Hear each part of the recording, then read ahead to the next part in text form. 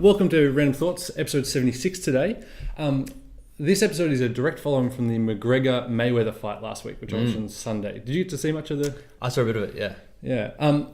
That brought something to my attention. And then I had an interesting question on Saturday before the fight, and then saw the two linked up. So at the fight, obviously Conor McGregor was just sitting there with that left hook, just ready to go the whole fight.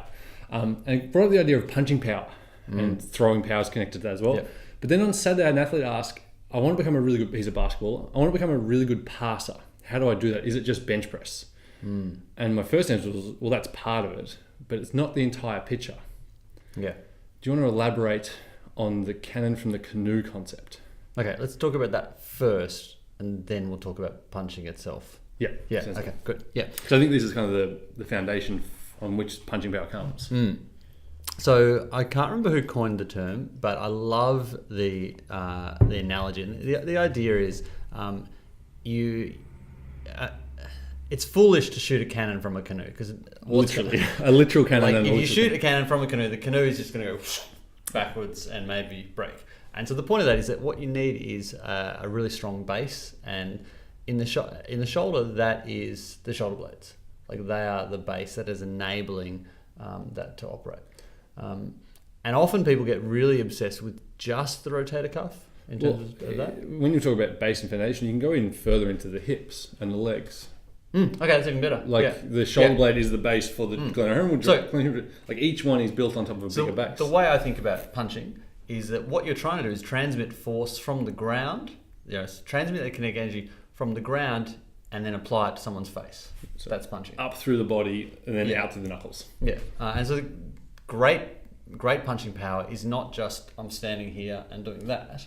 Which is just a jab. Yeah, it's actually transmitting all the way through, and it's really driving through the hips, and there's stability through the core, and then away you go. So any level of knockout punch or big hitting blow like a hook or an uppercut, that comes from below. That comes from a wind up from your legs because it allows you to use bigger muscles. Yeah. And so it takes advantage of the kinetic chain, which is the concept that every part of the body is kind of connected. And by transmitting that force up the kinetic chain, starting at the foot, pushing into the ground, calf, hip, thighs, all that stuff up through the core and then to the arm, you get that explosive power and you get to generate a lot of force. It means it's a little bit slower, but what McGregor was trying to do all fight was knock someone out. Yeah, which didn't work. Didn't get to happen, but was sitting there, made everyone sort of made the fight so interesting is what it really did. I loved it at the end of it. He was like, "Oh, it was good. I could have kept going." I'm like, dude, you were done. Yeah, it was interesting. Did you get to see much of the fight? Saw a bit, yeah. And yeah, what did you think? I don't know. I don't know a huge amount about boxing itself. Sorry, you were going to say something else. Did it go as you expected? Kind of. Yeah, it did. I think it did. Mayweather's phenomenal. As Conor McGregor said, he's so composed. He's so composed, and he's so fast and just does such a good job of not getting hit all fight long. That if you spend all fight just chasing him around, and it was also really interesting from a fight point of view was the specificity of their fitness. McGregor died at like minute 27. Yeah. And he only does at max in the UFC 5 rounds of 5 minutes. Yeah. So right on 25 minutes when his fight would be ending, if his fight didn't get that, most of them end in a knockout. He was dead. He was cooked. I mean, sure. What's interesting? It's a sidetrack, and we'll come back to we'll come back to punching power. Sorry, everyone. But your punching power is also going to be dramatically reduced by exhaustion. So it is part of the equation. What's interesting is you have to imagine that they sat down and they said, okay, what is going to be your greatest comparative weakness? And it was going to be, well, you're used to fighting much shorter, and Floyd is with less rules as well. Yeah, and Floyd is a defensive.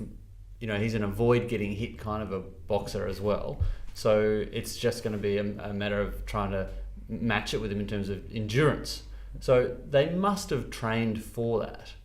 It was interesting though, tactically, everyone expected Conor McGregor to come out and just go all guns blazing and just go for the knockout. And what I thought was very impressive from his team, and whether he's got a sports scientist, strength coach, fight coach, whatever it might be, boxing coach, whoever it was working with him, they came out and he started chasing lots of little points because he got a longer reach than Floyd Mayweather. So he started going for a lot of little points with jabs.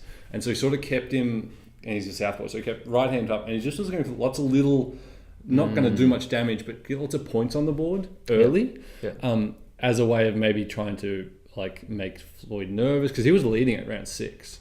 Well, that's That is a good, if you're thinking in terms of the sort of the chess game of the boxing match, that is a really good strategy, because if you accumulate enough points that he starts to worry that he's got to get some sort of a knockout, then he has to take some risks, and that's maybe where you catch him. Maybe it opens that up. Yeah, exactly. If you're fit enough to stay with him though. And the problem was he ran out of legs, and also Floyd just ended up being calm. Yeah, so calm. There was one quote that it said Mayweather looked like he'd just finished a light recovery jog by the end of it. He could have gone again by the looks of it. Yeah. Interesting. Yeah. Anyway, let's get back to punching power and how we will develop that in martial artists, boxers, and also I think it applies to striking sports like baseball, hitting, pitching, things like that. Yeah. Because it's the same kind of rules. So, yeah, I think you still, let's narrow. I'd like to keep it narrower to boxing. Yep. Because otherwise, let's keep it to punching. Will be less relevant. Yep. Yeah. You still want to work on the things people think you want. You still want to work on bench press. You still want to have that fundamental pec strength, triceps, deltoids. Yep. You want to have all that.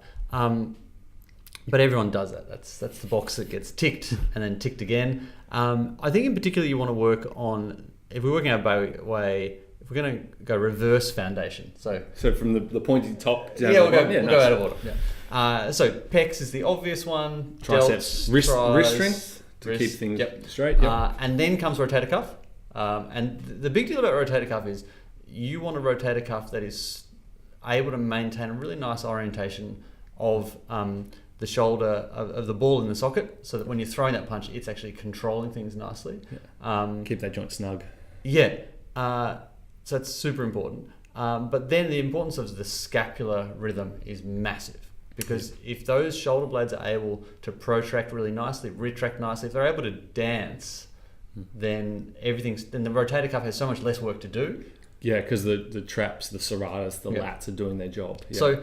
So a standard approach is going to be barbell bench, because it's good for the ego and you can lift the biggest amount. But you're getting less, if you're doing barbell bench pinned, with the shoulder blades pinned together, you're getting less scapular and you're getting less rotator cuff activation as well. So I would suggest you'd want to be doing a mixture of, you do some barbell because it's good to get that max and you force. Want the heavy load for the nervous system. Yep. But you also want to be then mixing it up with doing a fair bit of dumbbell. I mean, we are big fans of dumbbell here, aren't we? I love dumbbell. Yeah. Quick summary of why I think is probably in order. Okay, number one, use a defined path of motion. Your spiral, diagonal, rotational joint, the shoulder, gets to actually take itself through the path it chooses. Yeah, as opposed to the bar, when you're pinned in there, your elbows, they're working together, and they have to go where the bar decides. Yeah. Whereas with the dumbbell, you can slightly rotate your wrist, you can internally, externally rotate, supinate, pronate, just to adjust that position. So I love that. It just feels comfortable on your wrists, it feels comfortable on your shoulders. I think your potential for bicep tendinopathy is lower, and there's quite a lot of bicep-based injuries in bench press. There's a bunch. And the other big thing is if you're training on your own, I think, so there's trade-offs with risk. So the risk of a dumbbell is that you load yourself in too fast and you dislocate your shoulder. Yep. But that's you can coach your way out of that risk really rapidly. Like you teach someone how to set up their lift properly, that becomes negligible. It's an avoidable problem. Yep. And the other risk is dropping it on your head. Again, coachable. Again, very coachable. Like I've never dropped a barbell on my face, a dumbbell rather on my face ever, and I think that's really doable. And the really nice thing is that it's self-limiting. So should I tell my bench press torn off the bone? Your slow-mo story? That one? I got two. Oh, you got two? Okay, yeah. Great.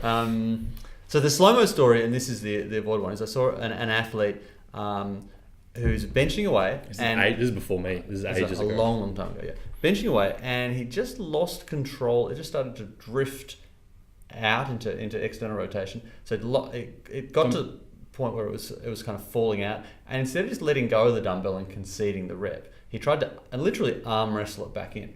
And it was like you saw the shoulder it's just this anterior pop. And typical teenage boy.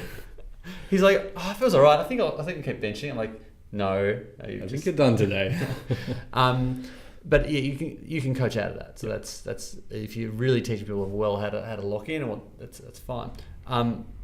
But one that's harder to coach out of is if you are having people step beyond their boundaries in terms of barbell bench. Yeah, so back to barbell. Back to barbell. Yeah. So you pick up, you de-rack, you unrack the weight, and this is a guy. I guess he'd be in his mid-20s back in bodybuilding days, and there are a few young kids around, and he was kind of trying to show off, not in like a bad way, but he was getting a bit of energy out of the crowd, kind of, and he's put a bunch of weight on.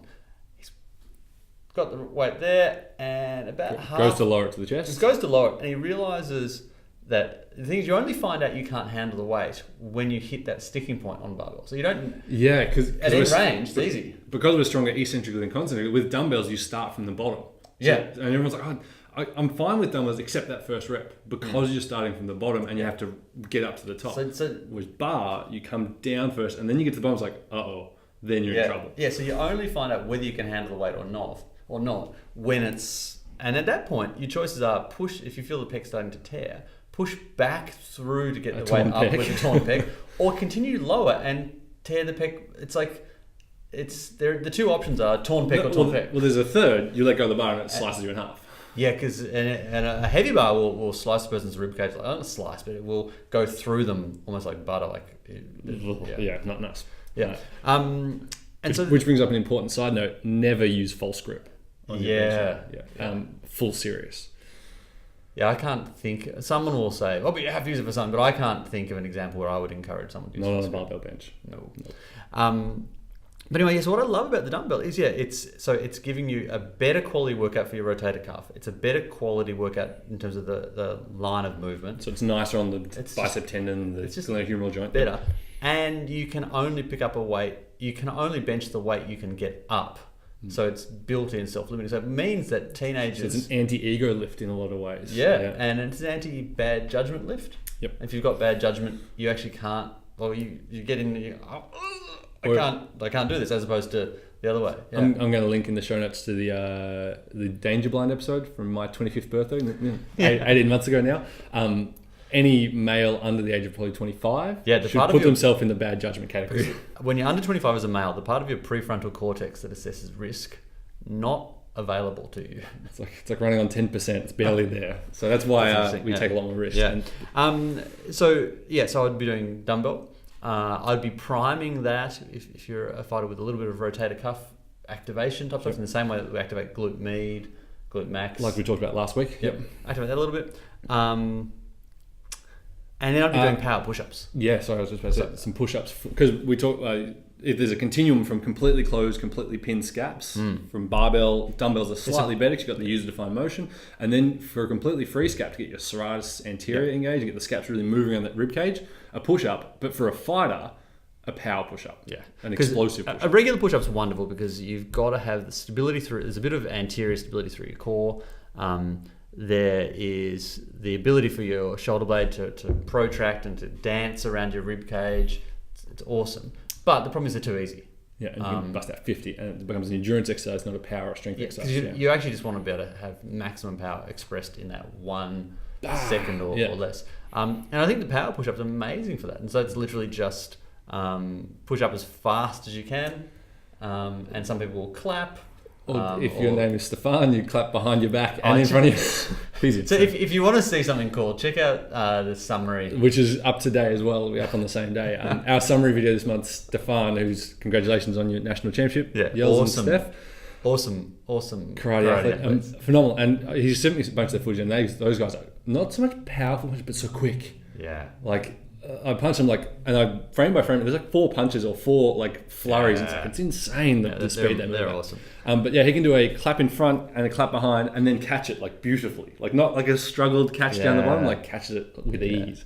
Yeah. So that level of power. Now, we don't actually, sorry, as a sidebar, we don't actually coach much of the clap push-ups here. I've never actually asked you why you've gone away from the clap. Is it because of the fall on your face risk?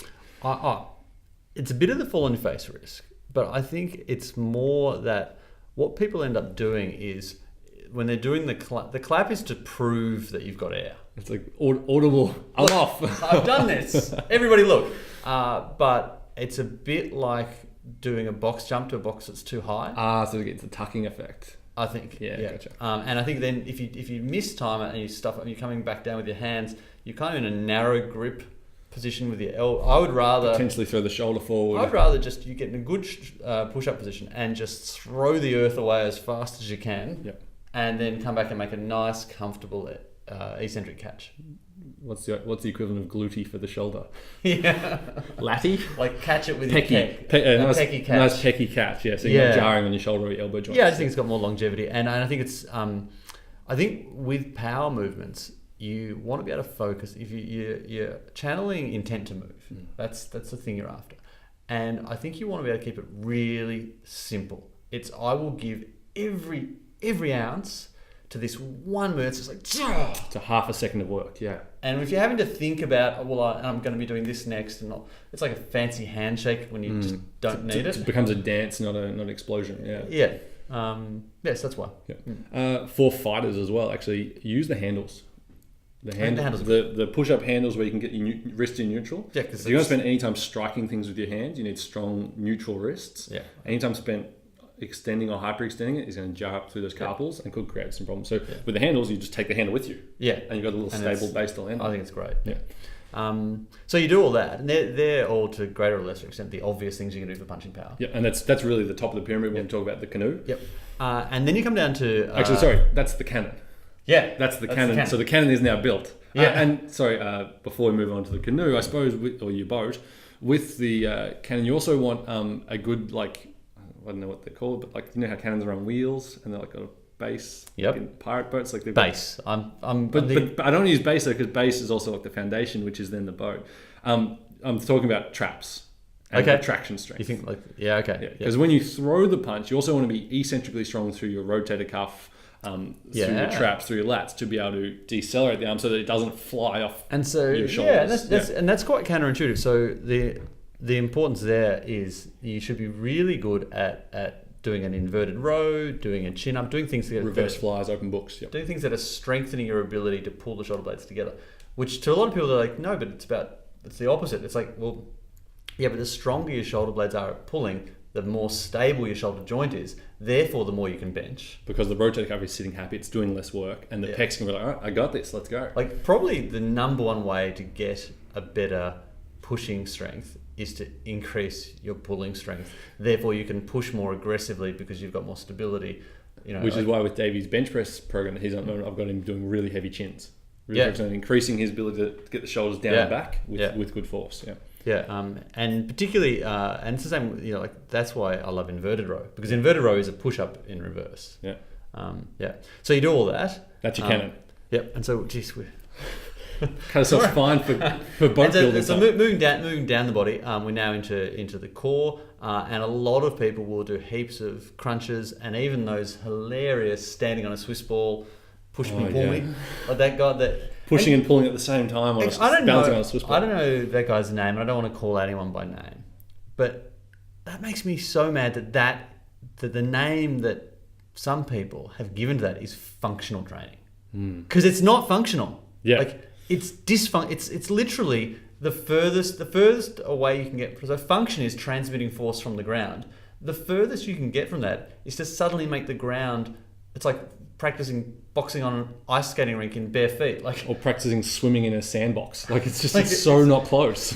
Yeah. And imagine if they were calling the sandbox swimming functional swimming. You'd be like, no, it's not. Functional swimming happens in the water. Yeah, you got to be in the water. And functional punching happens with your feet in contact with the ground, firmly on the ground, punching something. So all that stuff with it, and they're like, oh, but it's really difficult. Yeah, it's difficult, but like. It's very specific to that difficult skill. It's not going to translate. Spinning a basketball on your finger is difficult. It is not functional basketball training. It's cool though. Anyway. Yeah. Core training. Yeah, so core training. So I think you want to, number one, train the core to stabilize the spine nicely. So your deep core work, so it's all operating well, because if your deep core work is on point. There's gonna be a lot of resources for this one. Oh my god! if your deep core stuff is really good. So we're talking TVA, multifidus, stuff like that. Yep. Then you can squat more and you can core lift more. You'll be able to bench more as well, because you'll be able to. It all ties in. So you've got to attend to that, and then there is the rotational component. Yep. Like you do need to train the core to actually. Like most of the time, we're about the core being an anti-rotator, but there is a component where you've got to be able to transmit that force from the hip through. I think of it similarly to golf in that you want a bit of rotational strength, but you also want a bit of anti-rotation, so you don't excessively. You want to rotate at the appropriate amount that your hips are rotating. Yeah. And we'll get down to the hips in a second. But when you swing a golf club, for example, if your core stayed perfectly still, you'd look like a robot and you wouldn't be able to get any speed through the club. Yeah. With boxing and striking, it's the same. If you're too stiff through here, you can't move the rib cage around at all. So it's that trade-off between having control of the rotation, but not control, but not like but still power to actually rotate. I suppose is what I'm trying to say. It's smooth. It's that smoothness to it where it's control. Yeah, it's control under high speed conditions. Yeah. So that's the core. Now, the problem is, how do you build rotational strength without stressing the spine? So you can build the anti-rotation stuff pretty easily with things like side planks for lateral flexion, Parloff holds for anti-rotation. Med ball stuff I think is good. Yeah. And then I think it comes down to cables. And what I don't, and I've got to be really careful how I phrase this. What you don't want to do is things like the Russian twist, where it's like a half crunch, half rotation. You're not actually getting the movement you're chasing. You're putting the discs under a whole bunch of stress they just don't particularly need. I will accept, so we don't do crunch as much, but I'm very comfortable. Athletes who are going to be punched in the guts, I'm okay with you developing a really strong rectus abdominis. That's a different. You need that. You need your abs. Beast, Your abs. For most people, the abs and the core should be there as stability and strength, and not necessarily armor. But if you're a boxer, karate athlete, if you're any athlete who's being consistently punched in the stomach, you need the armor as well. Yeah, you need a little bit of thickness of that. But I don't think you want to chase that armor at the same time as you're chasing rotation. I think you've got to separate them out. Again, it's that thing of not having the casserole. Yeah. Chase the armor quality with, and I would be doing that with reverse crunches on a Swiss ball and crunches on a Swiss ball and really getting the armor up. But the Swiss ball's nice. It just keeps that spine in a little bit of a better position, doesn't it? Yeah. And also I think what's nice about it is it's actually working the rectus abdominis through a greater range of motion. So normally when you're doing a crunch or whatever, you're going from neutral into a bit of flexion. On the ball, you can go into probably 10, 20 degrees of extension and then come up. So if you are chasing abdominal hypertrophy, I think it's actually the best place to start. You can safely chase abdominal hypertrophy there. Yep, agreed. Yeah. And that's all lovely. But ultimately, if your hips aren't really strong, the whole thing is academic.